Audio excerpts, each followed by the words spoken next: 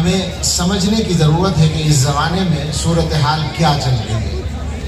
تو ہم یہ دیکھتے ہیں کہ باقاعدہ ہمیشہ کی طرح عالمی طاقتیں سرگرم ہیں، اور ان کی سرگرمی کا جو نشانہ ہے وہ ہدایت کا راستہ ہے، وہ صراط مستقیم ہے، اور اس کے لیے ان کے پاس جو وسائل ہیں ان کا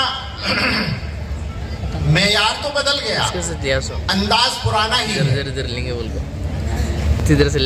گمراہی کو پھیلانے کے لیے ان کی طرف سے سب سے پہلے ہمارے ملک کی تاریخ پر اگر بات کریں تو تعلیم کا استعمال ہوا ہے، وہ آج بھی ہو رہا ہے۔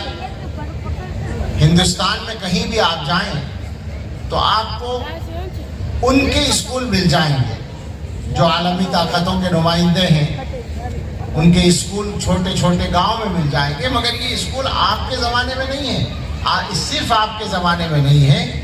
ہندوستان میں مغلیہ سلطنت ختم نہیں ہوئی تھی کہ ہندوستان میں انگریزوں کے اسکول قائم تھے۔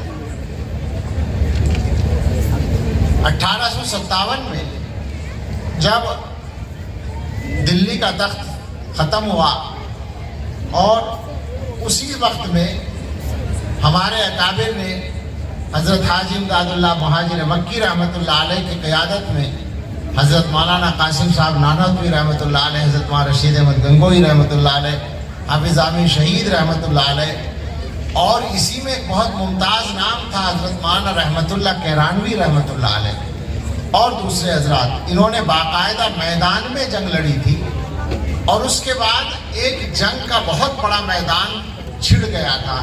وہ ہتھیاروں کی جنگ کا نہیں تھا، بلکہ ایمان کی حفاظت اور ایمان کو ختم کرنے کی جنگ کا تھا۔ تو اس میدان میں سب سے بڑا کام تو دارالعلوم دیوبند کا قیام ہوا، لیکن فوری طور پر جو مقابلے میں کام کرنے پڑے ان میں پادریوں سے مذہبی مباحثوں اور مناظروں کا کام تھا، یا یوں کہیں کہ حکومت کی سرپرستی میں اپنے مذہب کی زبردستی تبلیغ کا جو ایک سیلاب آیا تھا، اس سیلاب پر بند باندھنے کا کام تھا۔ اس میں جن حضرات نے کام کیا ان میں سب سے مشہور نام ہے مولانا رحمۃ اللہ کیرانوی رحمۃ اللہ علیہ کا۔